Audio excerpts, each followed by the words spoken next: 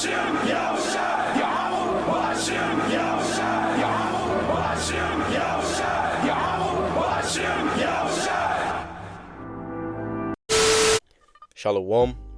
First and foremost, I want to give all praise, our honor, and our glory unto Yahweh Bahashem, Yahweh Shai, Bahashem Rakakwadash.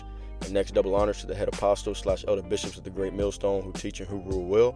Peace, blessings, and safety.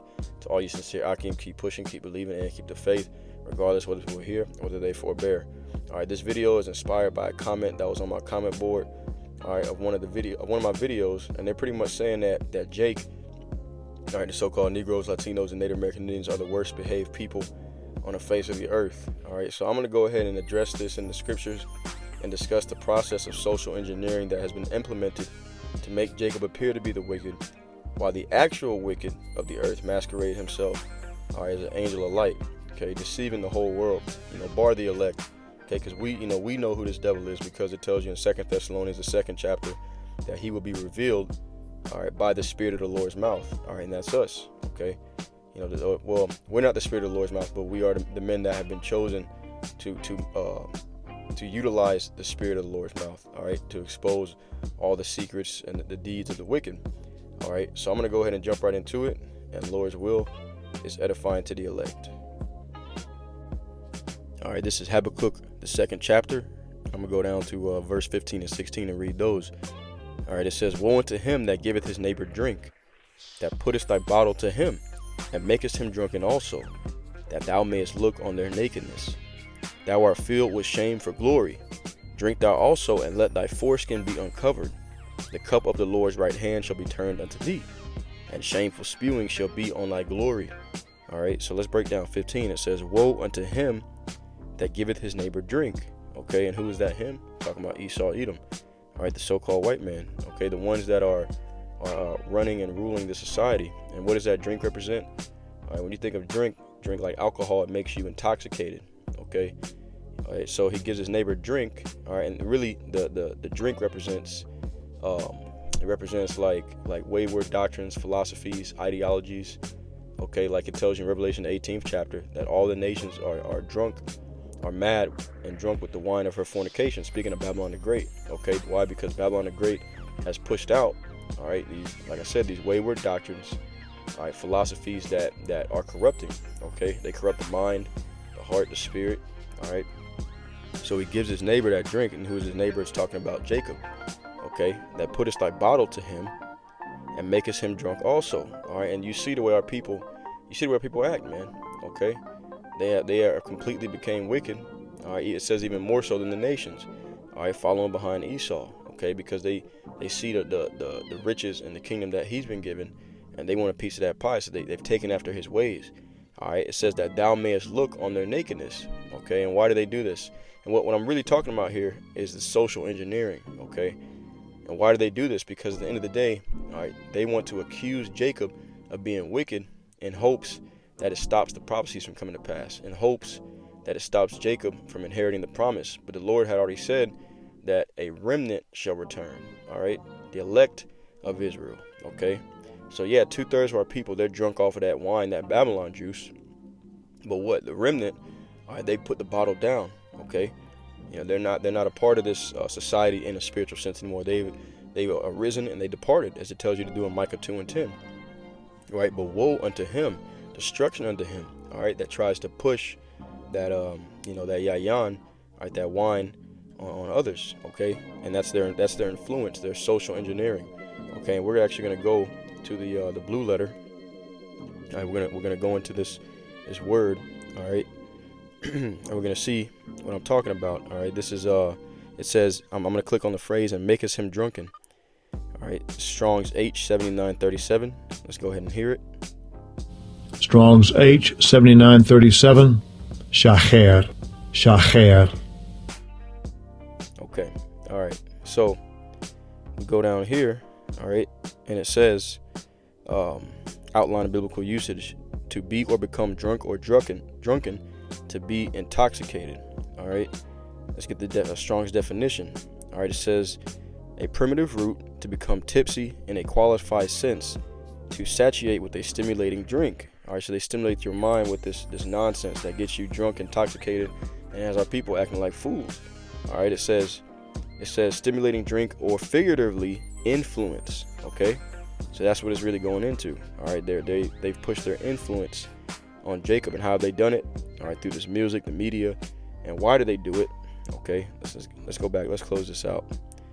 And we can read the script again. All right, why do they do it? It says that thou mayest look on their nakedness, and their nakedness represents, their sin. Okay, wickedness.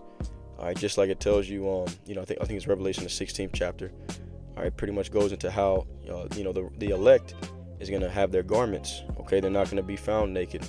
All right, nakedness represents your wickedness. Okay, so that's the reason why they do it, because at the end of the day, it tells you in Revelation the 12th chapter, all right, that they are known. One of the names for the devil is the accuser of thy brethren.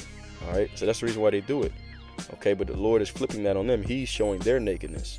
Okay, it says Habakkuk 2:16, thou art filled with shame for glory. All right, why? Because the nations of the world are starting to see, that Esau is not the angel of light that he's portrayed himself to be. It says, thou art filled with shame for glory. Drink thou also, and let thy foreskin be uncovered. And foreskin is synonymous, or not synonymous, but it's metaphorically speaking of uncleanness. Okay, impurities, all right, wickedness. That's the reason why, it tells you in Jeremiah 4:4, that the Lord commanded the men of Israel to circumcise their hearts. All right, circumcision is when you cut off the foreskin. So cut off the foreskin of your hearts. All right, meaning cut out that wickedness. Okay, so the Lord said, let thy foreskin be uncovered. All right, so he's exposing their wickedness. The cup of the Lord's right hand shall be turned unto thee. All right, and who is the Lord's right hand? Yahweh Shai. Okay, who the word they calls Jesus. All right, and it tells you in the book of Revelations that he has the keys of hell and of death. So that's what he's going to pour down on them. All right, it says, and shameful spewing shall be on thy glory. Okay, and that's exactly because they've been in a glorious state for a long time. The whole world has wondered after the beast, okay, which is the Roman Empire. All right, and who runs the Roman Empire? Esau, Edom. So the whole world has been chasing behind the beast, wanting to be like Esau, looking up to him, seeing him as pretty much the top dog of the earth. All right, which right now he is, because that was the Lord's blessing to him. All right, that he would have his own kingdom, and he actually, Esau really had two kingdoms, because he had the Greeks and the Romans. All right, according to the four beasts in the book of Daniel. All right, Daniel the 7th chapter. But all right, this is this is what's happening right here. All right, now what we're gonna do, we're gonna watch a quick video clip. All right, it's Ice Cube, and he's pretty much going into how the people who run the music industry, they purposefully, all right, they purposefully push this music out. All right, and for what purpose? Okay, to keep Jake in a dumbed down, low estate. All right, and pretty much destroyed, because the elites, all right, and especially the elites of the 1948ers, the elite banking families, they understand that once Jake, the true children of Israel, all right, the so-called Negroes, Latinos, and Native American Indians, once they rise up and they actually become obedient to their true power, all right, that means that Esau's kingdom is getting ready to go down. That's why you got these Christians pulling out their damn hair, trying to figure out how to stop this movement, and it can't be done, because it's in the prophecies that the Israelites will wake up in the land of their captivity. All right, but they're trying to tamper and put a damper on that awakening, in multiple ways. So once again, we're just gonna watch this quick video, and Ice Cube is gonna speak on that. All right, so let's go right to that. Who benefits and profits off our bickering and our division? It's like follow the money. I don't know their names, Bill, but if you follow the money, you go high enough, you start to see, okay, this is an industry. Okay, let's take rap music. Let's take it. Same people who own the labels own the prisons. So literally the same people? Literally the same people who own the labels own private prisons. So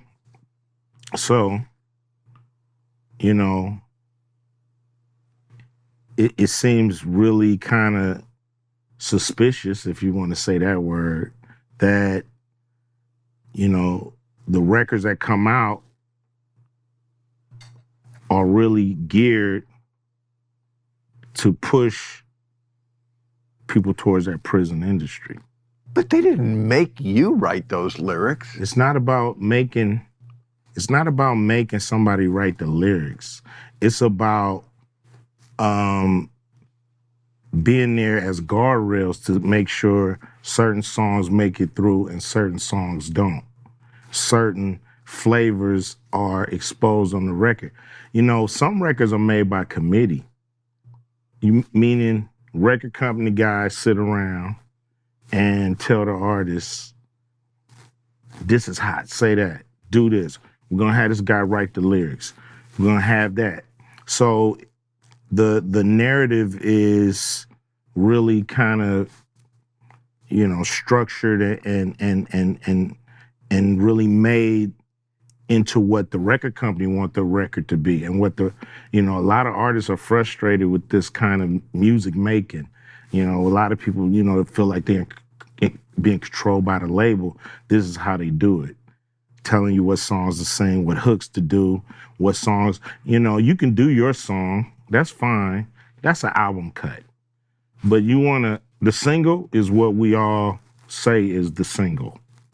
So you have, you know, the record company pushing the narrative, you know, and you know, so this to me is in somewhat, you know, some social engineering going on here to make sure those prisons stay full. Now, there's a lot of dots to connect to make that happen. But I'm just giving you a broad example of how people at the top can manipulate what's going on with the people who are bickering and fighting. I just gave you a music example, but there's examples of race.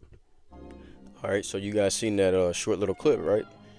All right, and yeah, man, he said, you know, who profits off of our bickering, you know, off of our demise, off of our separation, okay? And you know exactly who it is, all right? All you got to do is follow the money. Who owns the entertainment and media companies, all right? You guessed it, Funky Finkelstein, all right? that's the one who owns everything, man. All right, the 1948ers, the big nose, small hat people, all right? The ones that are calling themselves us, okay? They're the ones who own all the media companies and the entertainment companies and Hollywood, all right? They're the ones that control the banking system, okay? But anyways, let's get some scripts. Isaiah chapter 1 and verse 2, it says, "Hear, O heavens, and give ear, O earth, for the Lord has spoken. I have nourished and brought up children, and they have rebelled against me." This is talking about Jake. "The ox knoweth his owner, and the ass his master's crib. But Israel doth not know, my people doth not consider." A sinful nation, a people laden with iniquity, a seed of evildoers, children that are corrupters. They have forsaken the Lord, they have provoked the Holy One of Israel unto anger, and they are gone away backward. All right, and that's our people, man. Okay, Jake is wicked. I'm not gonna sugarcoat it. Jake is wicked. That's why the Lord is gonna destroy 2/3 of our own people, man. It says, "Why should you be stricken any more? You will revolt more and more. The whole head is sick and the whole heart faint. From the sole of the foot even to the head there is no soundness in it, but wounds and bruises and petrifying sores, that they have not been closed, neither bound up, neither mollified with ointment. Your country is desolate, your cities are burned with fire, your land, strangers devour it in your presence, and it is desolate as overthrown by strangers," right? And who's over there? All right, you got Ishmael, all right, the so-called Arabs, and Amalek, all right, the chief house of Esau, are fighting over what's known as the land of Canaan, okay, which really belongs to the true biblical Israelites, okay, who are over here in captivity, Babylon the Great. Verse 8, it says, "And the daughter of Zion is left as a cottage in a vineyard, as a lodge in a garden of cucumbers, as a besieged city. Except the Lord hath left us a very small remnant, we should have been as Sodom, and we should have been like unto Gomorrah. Hear the word of the Lord, ye rulers of Sodom. Give ear unto the law of our power, ye people of Gomorrah." So the Lord is pretty much calling us, you know, like saying, you guys are just as bad, if not worse. All right, so yeah, Jake is wicked, all right? But once again, there's an agenda behind that, okay? Jake has been slowly declining, morally declining and desecrating. All right, just with each generation that goes by, man. Okay, and it's the work of social engineering. All right, but that's why the Lord has left a remnant. Okay, who is being gathered right now by this word.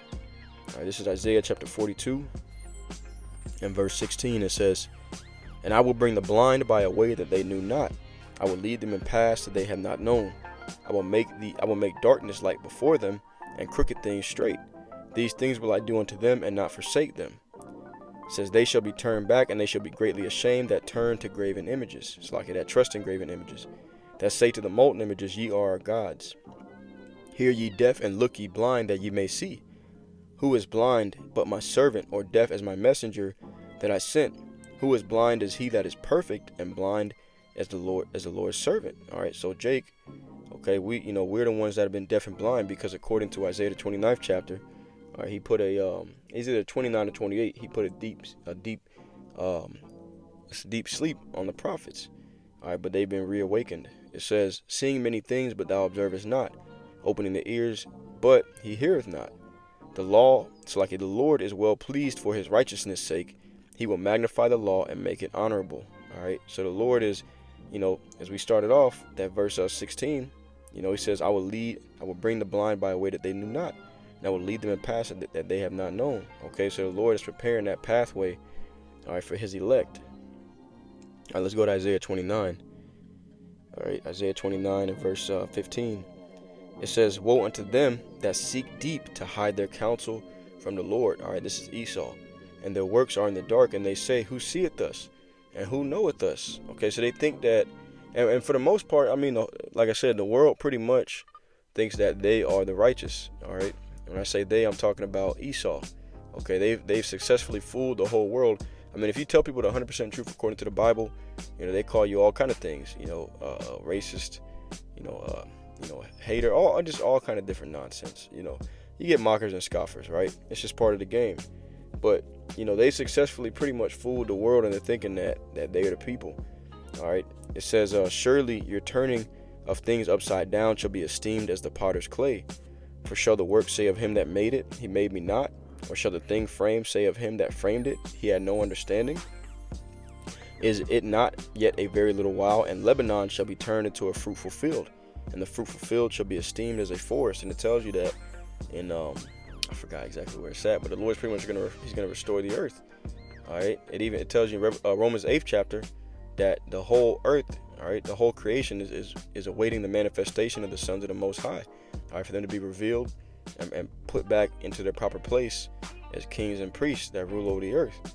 Okay, it says, "And in that day shall the deaf hear the words of the book, and the eyes of the blind shall see out of obscurity and out of darkness." Okay, and that's what's happening right now. That's part of that great awakening. So even though they have successfully socially engineered a lot of our people, the remnant is going to hear.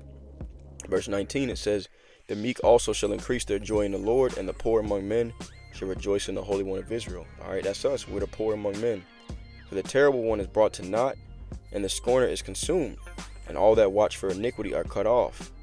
That make a man an offender for a word, and lay a snare for him that reproveth in the gate." All right, who are the only ones that you see out there on the highways and byways? Okay, the elect. All right, and Lord's will be that number, but I really mean to say the men, the men of Jacob, the true children of Israel. Okay, because that's part of the covenant that it tells you in Isaiah 59, I think 21, down at the bottom, that's his covenant with his people, that his word would never leave out of the mouth of his Jacob's seed, and his seed and his seed, all right, forever and ever. So you don't see the 1948ers out there prophesying, okay, because they're the ones that it's talking about, that are laying the snares for them that reproveth in the gate, and that's us. All right, we're the only men out there on the highways and byways. Okay, you're not, like I said, Christians ain't out there they're not out there prophesying about nothing. All right, Catholics ain't doing it. Jehovah's Witness, all they do is just stand around and pass out pamphlets, but they don't know, they don't have any knowledge of the scriptures. All right, no knowledge of the prophecies. All right, it says, "And turn aside the jest for a thing of naught." Okay, so they seek to hide their counsel from the Lord, but he sees everything that y'all doing, and that's the reason why he's getting ready to take y'all power structure down, man. All right, and hand it over to the just, the righteous. All right, this is Isaiah 51. Let's see. Come on, Bubba. Isaiah 51 and verse 17, it says, "Awake, awake, stand up, O Jerusalem, which has drunk at the hand of the Lord the cup of his fury. Thou hast drunken the dregs of the cup of trembling and wrung them out." All right, because why? Even though Esau is the one that has put that punishment on us, all right, Esau is the left hand of the Heavenly Father. Tells you that in Psalm 17, 13 to 14. Deliver my soul from the wicked, all right, which is thy sword, okay? From men, from men of the world that have their portion in this life. All right, so Esau, okay, he is ultimately, the Lord used him as his left hand to put punishment on us for our disobedience. It says, "There is none to guide her, all the sons whom she hath brought forth, neither is there any that taketh her by the hand of all the sons that she hath brought up." And that's talking about the daughter of Zion. It's likened unto a comely and delicate woman, according to Jeremiah 6 and 2. It says, "These two things are coming to thee. Who shall be sorrow for thee? Desolation and destruction, and the famine, and the sword. By whom shall I comfort thee? Thy sons have fainted. They lie at the head of all the streets as a wild bull in a net. They are full of the fury of the Lord, the rebuke of thy God. Therefore, hear now this, thou afflicted and drunken, but not with wine." All right, so what are we drunk with? All right, well, we just read it. Okay, the fury of the Lord, the cup at his hand, but also, once again, this spiritual adultery. All right, which is idolatry, worshiping of other gods. Okay, which that's one of the major things that's pushed here in Babylon the Great. Freedom of religion. We can worship Allah, Buddha. If you want to worship a moose, all right, you can do that. All right, so that people are drunken, but not with wine, not with actual yayan. All right, they're drunken with these wayward doctrines and philosophies of Babylon the Great. All right, but look what it says, verse 22. You know what? No, I'm not gonna go there. I'll just stick with that. Hear now this, thou afflicted and drunken, but not with wine. Okay, and matter of fact, I go ahead and read it. Okay, verse 22. It says, "Thus saith the Lord thy God that pleadeth the cause of his people. Behold, I have taken out of the hand the cup of trembling, even the dregs of the cup of my fury, and thou shalt no more drink it again. But I will put it into the hand of them that afflict thee, which have said to thy soul, Bow down, that we may go over. And thou hast laid thy body as the ground and as the street to them that went over." And we know who that's talking about. Esau, all right, has walked all over us. Okay, this is speaking metaphorically, but they told us to bow down that we may go over. And they literally walked all over us, stomped all over us, man. Okay, and the Lord said, "I'm gonna take the cup of fury out of your hand. I'm gonna put it in the hand of them that afflicted you." And that's what they're afraid of. Okay, that's what they're really afraid of, man. Let's get Let's see. Let's get Baruch chapter 4, and I'll get a little bit more and get ready to close out. I'm sure the video is going to be a little bit longer than I want it to be, but it is what it is. All right, Baruch 4 and 21, it says, "Be of good cheer, O my children. Cry unto the Lord, and he will deliver you from the power and hand of the enemies." All right, that's what we're hoping for, man. It says, "For my hope is in the everlasting, that he will save you, and joy is coming to me from the Holy One, because of the mercy which shall soon come unto you from the everlasting our Savior. For I sent you out with mourning and weeping, but the Most High will give you to me again with joy and gladness forever." This is talking about the daughter of Zion right here. "Like as now the neighbors of Zion have seen your captivity, so shall they shortly see your salvation from our God, which shall come upon you with great glory and brightness of the everlasting. My children, suffer patiently the wrath that is come upon you from the Most High. For thine enemy hath persecuted thee, but shortly thou shalt see his destruction, and shalt tread upon his neck." Beautiful. "My delicate ones have gone rough ways, and were taken away as a flock caught of the enemies. Be of good comfort, O my children, cry unto the Most High Yahweh, for ye shall be remembered of him that brought these things upon you. For as it was your mind to go astray from God, so being returned, seek him 10 times more. For he that hath brought these plagues upon you shall bring you everlasting joy with your salvation. Take a good heart, O Jerusalem, for he that gave thee that name will comfort thee. Miserable are they that afflicted thee, and rejoice at thy fall." And that's really kicking in, man. We see these Edomites, man. You see more homeless Edomites than ever, right? And they have no excuse. They really don't. They really don't, man. They got no excuse, to be poor, all right? Because, hell, you're given all kind of opportunities. You had, what's the one we're looking for? Generational wealth and all that kind of stuff. It says, "Miserable are the cities which thy children served. Miserable is she that received thy sons. For as she rejoiced at thy ruin, was glad at thy fall, so shall she be grieved for her own desolations. For I will take away the rejoicing of her great multitude, and her pride shall be turned into mourning. This is talking about America. All right, this is the stronghold of Esau. That's why they freaking out. You know, they got to get Trump up in office, because they really believe that Trump is gonna make America great again. Make America great again, quote unquote. All right, and that's not gonna happen, because it's already written. This place is gonna be destroyed, and you're gonna be taken out of power. It says, "For fire shall come upon her from the everlasting, long to endure, and she shall be inhabited of devils for a great time." All right, what's gonna happen? Those ICBM nuclear missiles are gonna hit Babylon the Great and make this place a complete wasteland. It says, "O Jerusalem, all right, you Israelites, so-called Negroes, Latinos, and Native American Indians, look about thee toward the east, and behold the joy that cometh unto thee from the Most High." All right, which, you know, we always look and pray towards the east, but also, you know, Russia. All right, Russia getting ready to shoot them missiles, man, and we know once the missiles are shot off, our salvation is just like that. Okay, it says, verse 37, "Lo, thy sons come, whom thou sentest away. They come gathered together from the east to the west by the word of the Holy One, rejoicing in the glory of the Most High." So even though they set up all these traps, these snares for him who reproves at the gate, all right, which is Jacob. Okay, even they set up all these traps and all these snares, it's the Lord's movie. It's his will that the Israelites rise up, so there's nothing that you could do about it. All right, there's not a damn thing that you Edomites can do about it. All right, Revelation chapter 12. We'll close out with this. All right, Revelation chapter 12 and verse 10. It says, "And I heard a loud voice saying in heaven, Now is come salvation and strength in the kingdom of our God, and the power of his anointed. For the accuser of our brethren is cast down, which accused them before our God day and night. And they overcame him by the blood of the Lamb, and by the word of their testimony, and they loved not their lives unto the death." All right, so this is how we're going to overcome it. Okay, it's how we overcome the wicked. All right, and that's the thing about it, man. This truth, you know, when you fully come into the truth, you stop caring about the things of the world. All right, and you know, it becomes foolishness to you, man. So you're not subject to the social programming. You have a spiritual eye to see it on other people, though. All right, and really truly it's sad, but it's part of the Lord's movie. Okay, you know, only a remnant is going to return, and Lord's will be that number. But like I said, he's known as the accuser. Let's get verse 10 again. "And I heard a loud voice saying in heaven, Now is come salvation and strength in the kingdom of our God, and the power of his anointing. For the accuser of our brethren is cast down." All right, Esau. And that's, like I said, the comment that sparked this video, man. Okay, the dude had the nerve to call Jake the worst behaved people on the planet. All right, when Esau slaughtered millions and millions and millions of people. All right, stole a whole continent. Like, what the hell are you talking about, man? All right, but that's his role. Okay, that's the role of the devil. All right, and the devil is not talking about the spiritual demon Satan. It's talking about Esau, Edom. "For the accuser of our brethren is cast down, which accused them before our God day and night." How do they do that? Once again, through that social programming. Okay, that wine. And how the saints gonna overcome? And they overcame him by the blood of the Lamb, and by the word of their testimony, and they loved not their lives unto the death.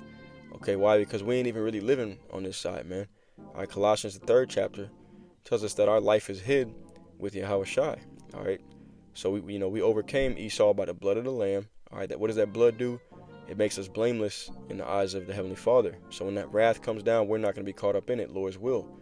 All right, they overcame him by the blood of the Lamb, and by the word of their testimony. Okay, because we're out here. And what's the testimony of Yahweh Shai? According to Revelation 19 and 10, the spirit of prophecy. Okay, so and matter of fact, let me get precept right quick. All right, Romans 10 and 10, because when you have that, this is how we know that these other people don't really have the spirit of the Lord. All right, we try the spirit by the spirit. If you had the truth, you'd be out there prophesying. Romans 10 and 10, "For with the heart man believeth unto righteousness, and with the mouth confession is made unto salvation." What does a witness do? All right, he testifies, he confesses. Okay, and the testimony of the Yahweh Shai is the spirit of prophecy. All right, according to Revelation 19 and 10. But it says they overcame him by the blood of the Lamb and by the word of their testimony, because this is part of showing the Lord that you got faith. All the prophets did that, man. Okay, I think it tells you Enoch, he pleased the Lord with his testimony. Okay, it says by the word of their testimony, and they loved not their lives unto the death. All right, and what does that mean? Okay, it means we spiritually departed from Babylon the Great. We're not taking part in the religions of the world. Christianity, Catholicism, celebrating the customs of the heathens. Breaking the laws like other people in the world. We're not doing these things. Okay. So, ultimately, this is like our spiritual sacrifice to the Lord. All right, making our bodies a living sacrifice each and every day. All right, in the Lord's will, He accounts us faithful. And we're delivered. But yeah, man. So I'm gonna close out with that. Okay, just kind of breaking that down. Okay, because that guy making that comment is a perfect example of this right here. All right, of the video title. Okay, them giving Jake, that wine, that funky wine, and then trying to turn around and accuse Jake of being wicked when they're the ones that literally set up systems. All right, like the prison industrial complex. What's it called? The prison pipeline, something like that. Okay, the prison industrial complex. They fund the media, the rap music, and all that kind of stuff that they know is going to destroy the minds of Jake. All right. And they have these gatekeepers like Ice Cube said, man. All right, you have these guys, that are setting the boundaries. Okay, this is gonna get played, this is not gonna get played, and they're being very strategic. They know what it's gonna lead to. All right, it's gonna lead to Jake. They hear that bullshit rap music, they get all hyped up, they go out and do something stupid. Next thing you know, they're in prison, and they became even more of a slave to Esau. All right, but anyways, yeah, I know I'm a little long with it, so salakia for that. I'm going to close out. Lord's will is edifying. All praise, honor, and glory to Yahweh, Bahashem, Yahweh Shai, Bahashem, Rakakwadash. Until next time, Shalom.